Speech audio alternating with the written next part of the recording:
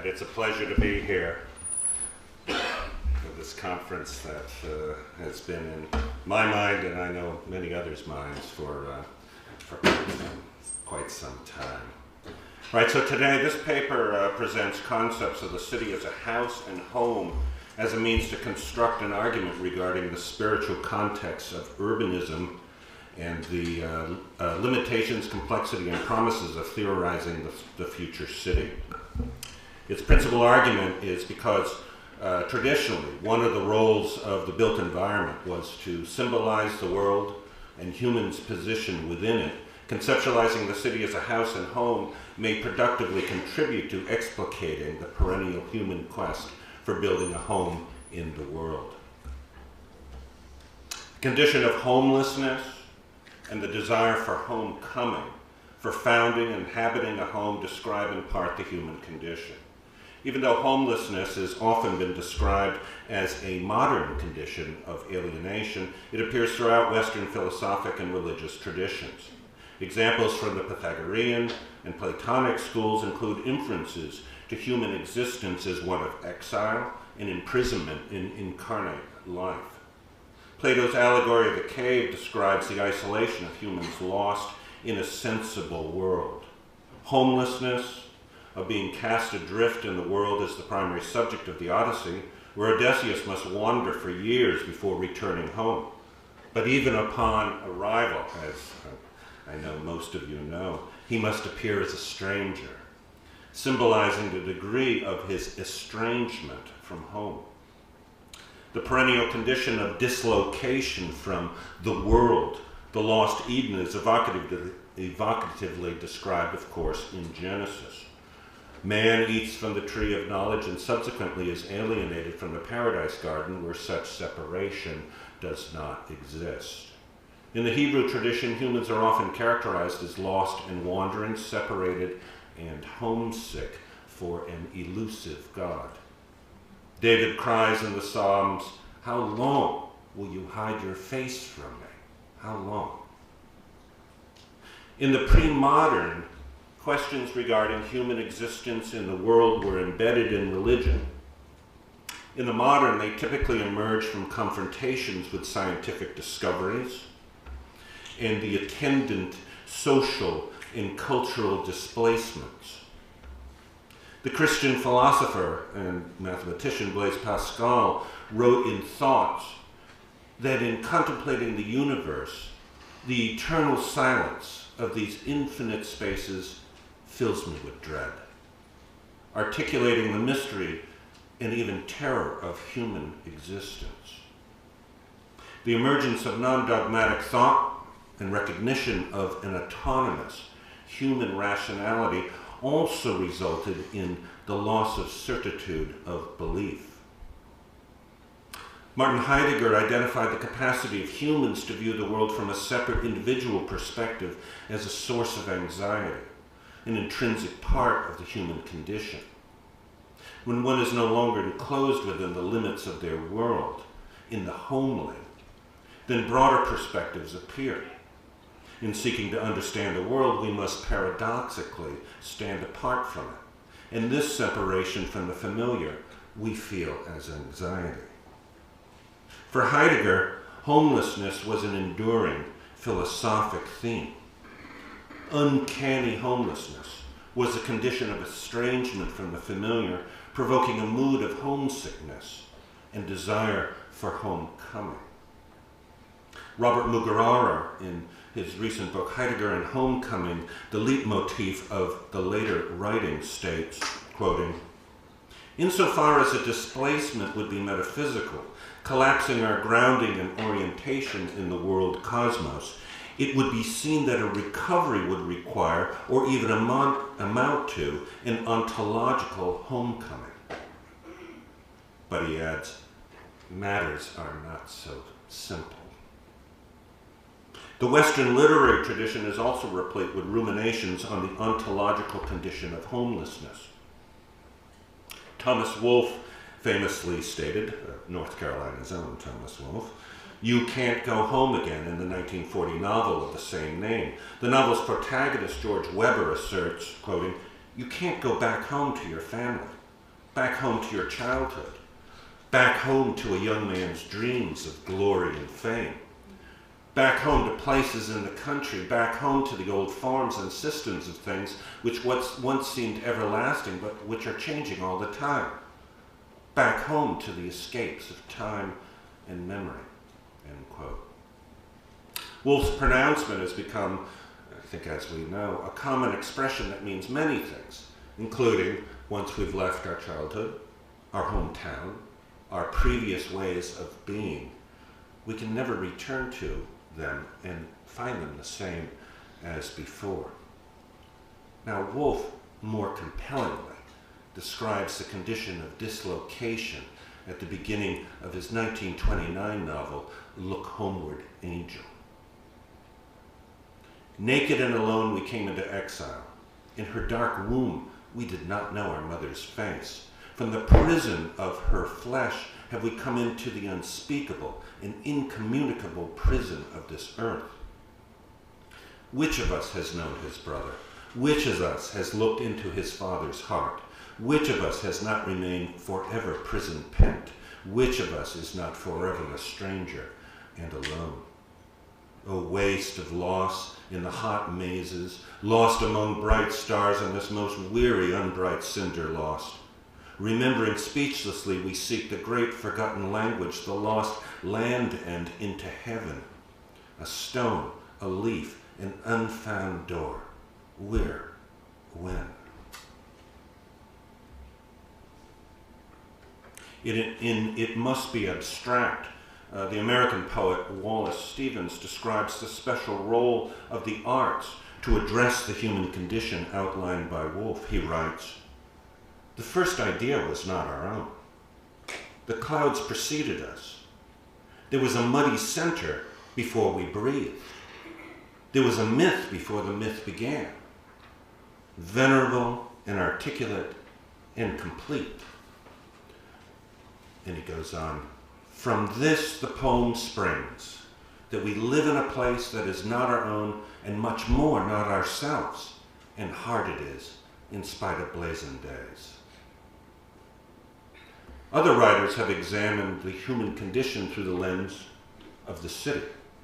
Rainer Maria Rilke, in the notebooks of Malte Loredz Brigg, poetically addressed the ephemerality of human existence through the description of a Parisian townhouse, whose rooms are revealed by the demolition of its adjoining building. The tenacious life of these rooms was revealed by its exposed surfaces, layers, structure, and services in a manner that, Rilke later admitted, elicited feelings of dread such that he fled in horror.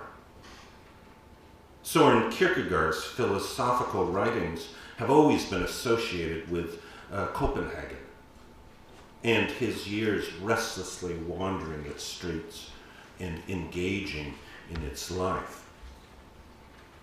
Walter Benjamin shared Rilke's fascination with the palimpsest of the city, and in the Arcades project, he presents himself as a flaneur, a disinterested, aloof wanderer through the famous cast-iron arcades of Paris to confront the anonymity of the modern condition.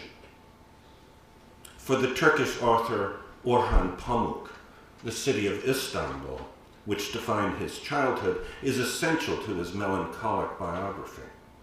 In his words, "The city offered me a deeper wisdom and understanding than any I could acquire in a classroom." These brief examples express the promise or futility of situating oneself in the world through the city, congruent with the human story of the recognition that we inhabit a world that is not of our own making, and one often capricious and indifferent to our needs. This, as Stevens explains, is the birth of poetry, of the myriad of artistic impulses and compulsions whose aim is to create some semblance of place, a home in the world. Vitruvius, in his observations on the origins of the dwelling house, states that it was the unique human capacity to stand upright and gazing upon the splendor of the starry firmament, to realize and consider their place in the universe. That was, in part, the impetus for the birth of architecture. Considerations of the temporal nature of human existence and death, along with questions regarding the world and our place within it, may have been the perennial subject of religion and philosophy, but are not limited to these mediums.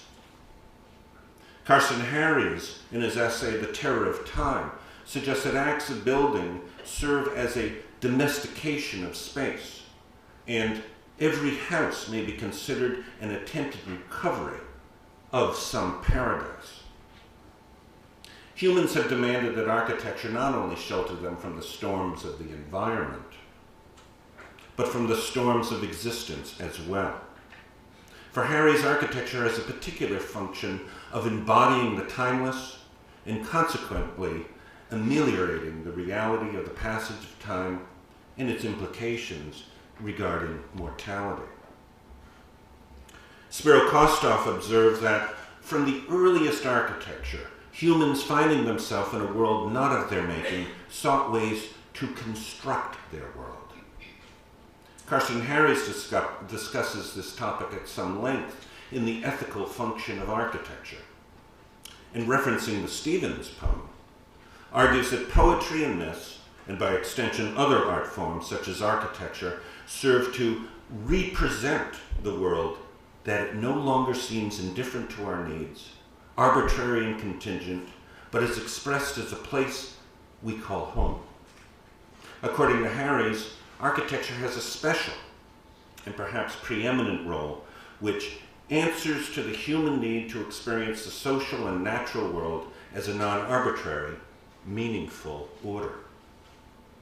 Norman Crowe suggests that with Eden left behind, humans needed a new garden, one permanently positioned in the world of time and place, end quote.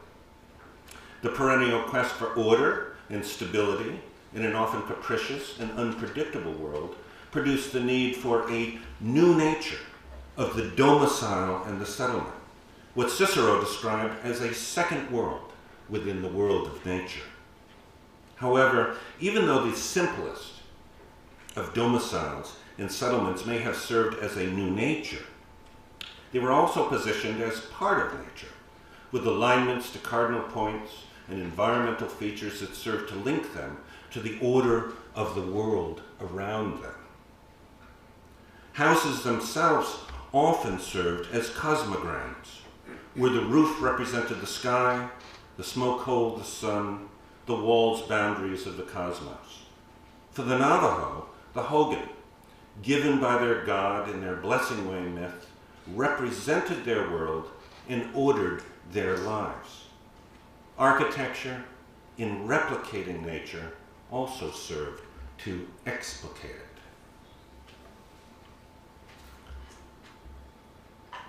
I now turn more specifically to the city and return to the suggestion that we may productively reposition our conceptions of urbanism by conceptualizing it as a house or home. Admittedly, this is a theoretical stretch. But, as it turns out, fortunately, I'm not the only one to have done so. Leon Battista Alberti, On the Art of Building in 10 Books, stated, quoting, "The city is like some large house, and the house is in turn like some small city," end quote. This was poetically expanded 5 centuries later by the Dutch architect Aldo van Eyck as, quoting, "Tree is leaf, and leaf is tree. House is city, and city is house. A tree is a tree, but is also a huge leaf. A leaf is a leaf, but is also a tiny tree. A city is not a city unless it is also a huge house. A house is a house only if it is a tiny city." What do each of these theoreticians mean by these assertions? In Book 1 of Alberti's treatise, he states that architecture requires compartition. Its success depends on a harmonious relationship between its parts in service of a Vitruvian-inspired goal of a single harmonious work that respects utility, dignity, and delight. His reference to the city as a large house to which he also defers to his predecessors with the phrase, "as the philosophers maintain," is in service of describing the house like some small city and the skillful arrangement of its rooms. Quoting, "The parts ought to be so composed that their overall harmony contributes to the honor and grace of the whole work, and that effort is not expended in adorning one part at the expense of all the rest, but that harmony is such that the building appears a single, integral, and well-composed body rather than a collection of extraneous and unrelated parts," end quote. The reference to the body is not incidental. Plato in the Republic compared the city with the body of a man. And Alberti in the prologue of this treatise states, quoting, "We observe that the building is a form of body, which like any other consists of lineaments and matter." In Book 5, Alberti references his theoretical construct of Book 1 and goes on to describe the goals of the city and the house as the same. Quoting, "It should be extremely healthy. It should offer every facility and every convenience to contribute to a peaceful, tranquil, and refined life," end quote.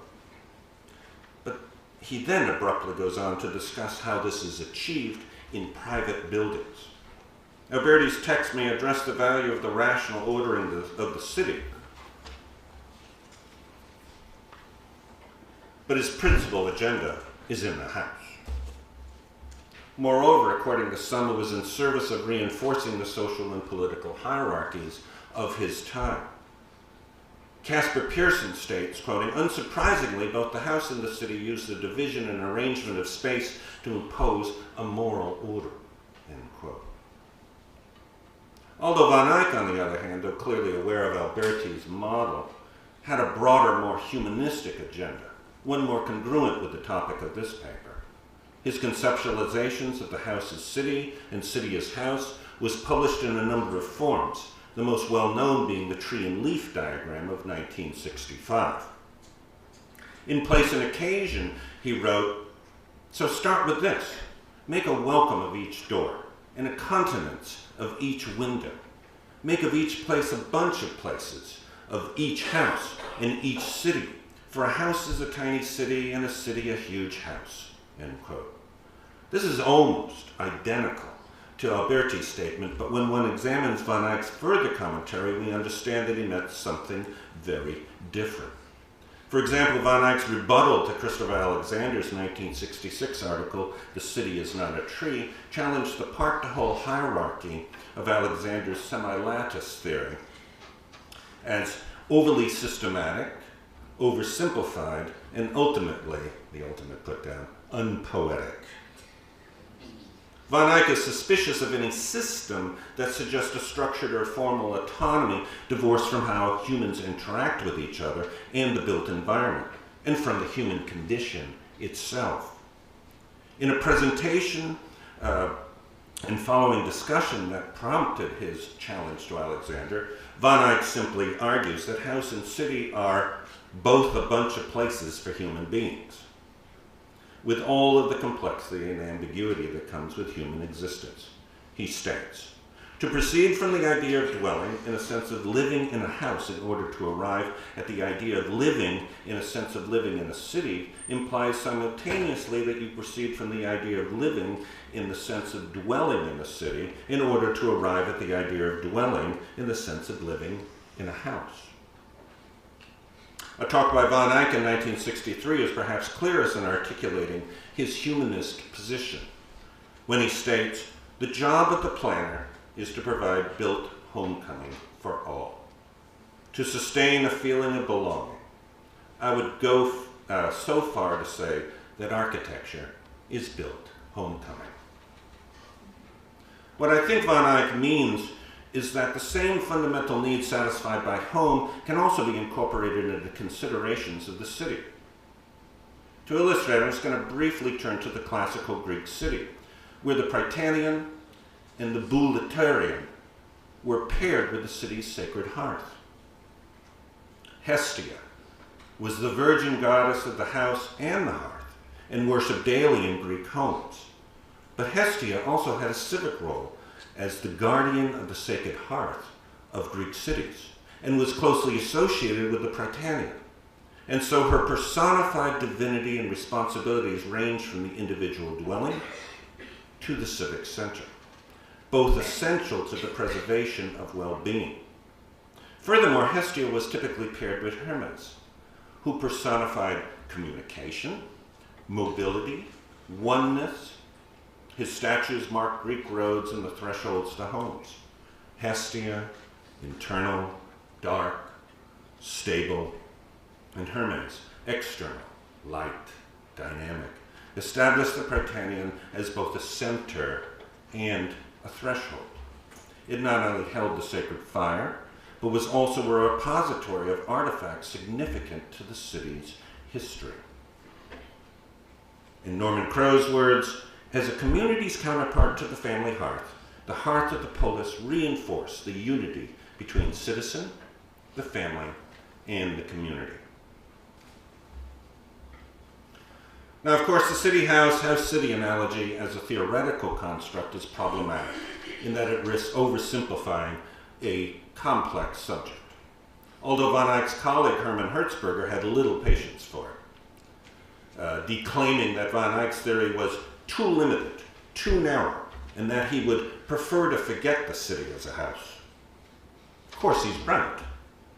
Analogies in and of themselves do not explicate and are only useful if they serve to disclose broader areas of related inquiry. In the context of this paper, I'm interested in positioning urbanism within a particular history of architecture, its roles in articulating the world and our place within it. As I've often argued, from the earliest of works, the media of architecture has served as an intermediary between humans and the gods they worshipped or the knowledge they sought. Examples from the history of sacred architecture can be comparatively understood as serving to replicate and explicate a world that otherwise, it was believed, would have remained hidden. They are both heroic and heartbreaking in their expressions of the perennial human quest for understanding and for meaning. Hermann Hertzberger writes about the special capacity of art and by extension architecture to change our understanding of a particular place and our relationship to it.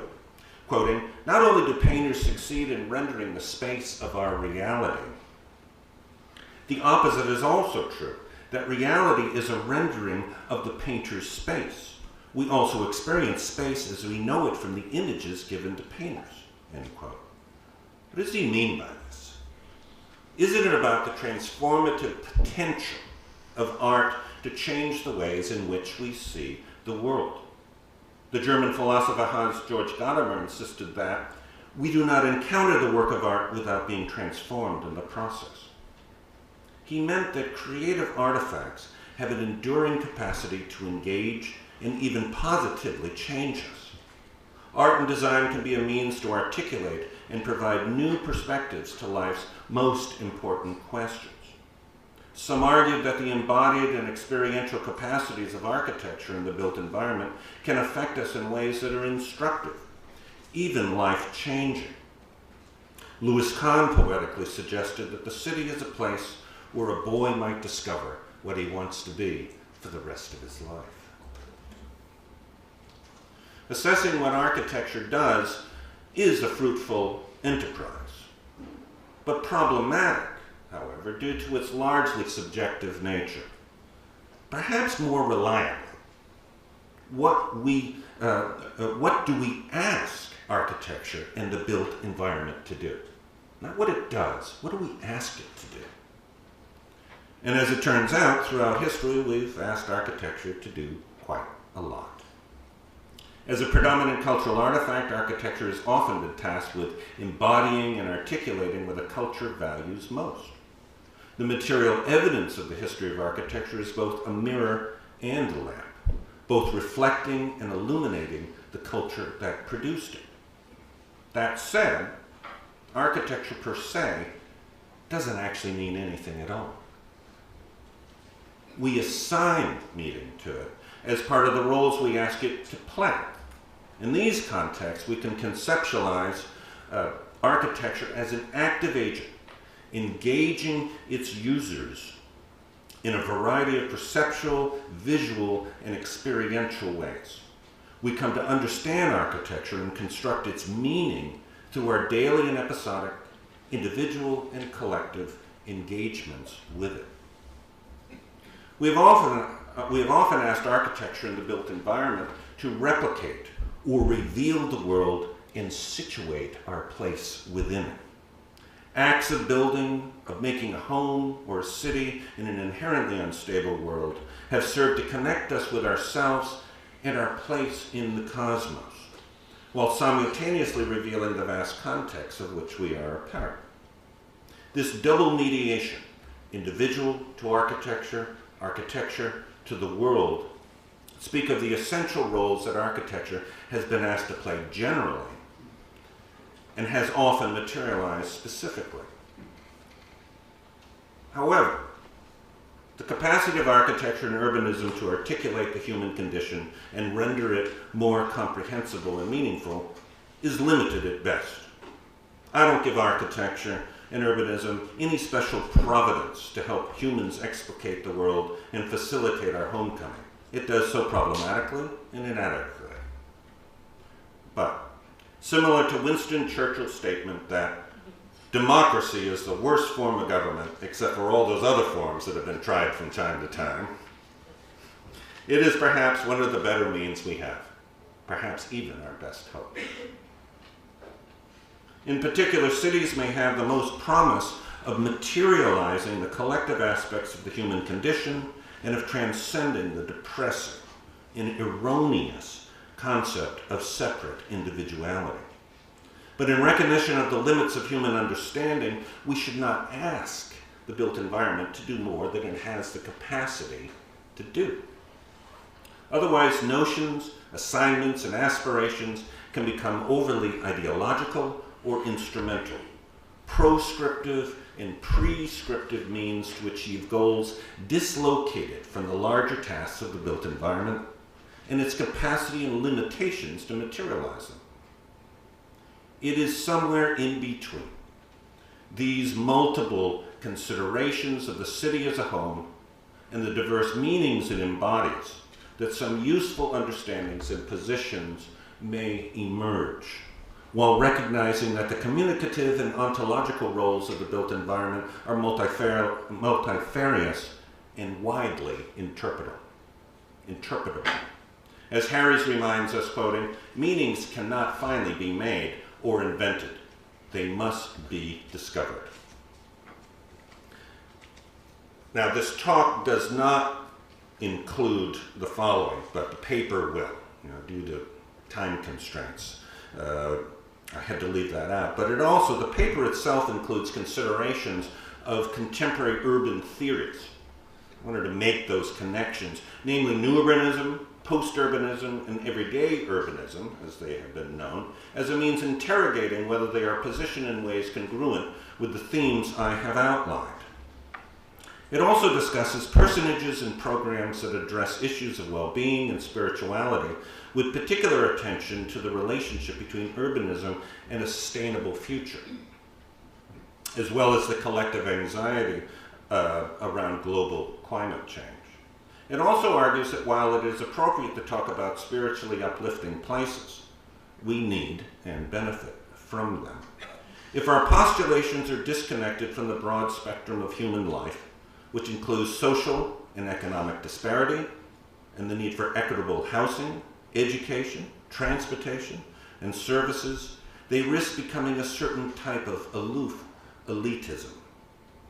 And lastly, within the complex, confusing, and often conflicting issues and imperatives of the future city, these sections suggest that the multiple ontological considerations of urbanism may fruitfully include reading the city, both textually and phenomenologically, as a means of analysis, recognizing its historical continuities, both positive and negative, confronting contemporary imperatives, especially the relationship between settlement patterns and global change, formulating progressive future directions, and lastly, and for me most importantly, the value of establishing how each of us might find our little contribution to our collective efforts. A few concluding remarks. In a scene from Woody Allen's film Midnight in Paris, where themes of ontological anxiety permeate and the city is positioned as redemptive, the lead character wonders, quoting here, how is anybody ever going to come up with a book or a painting or a symphony or a sculpture that can compete with a great city? You can't, because if you look around, every street, every boulevard has its own special art form. And he goes on to ponder, quoting, in a cold, violent, mean universe that Paris exists, and that, quoting, way out in space, you can see these lights, the cafes, people singing. For all we know, Paris is the hottest spot in the universe. Positioning the city as a meaningful home on a planet that is our only home. After all, as Cicero alludes, the built environment is an intrinsic part of the larger environment. They're all environments, of which we are an integrated part. Pascal reflected, quoting, returning to himself, let man consider what he is compared with all existence. Let him think of himself as lost in this remote corner of nature, and from this little dungeon in which he finds himself lodged, I mean the universe, let him learn to set a true value on the earth, its realms, its cities, its houses, and himself in their proper value, end quote.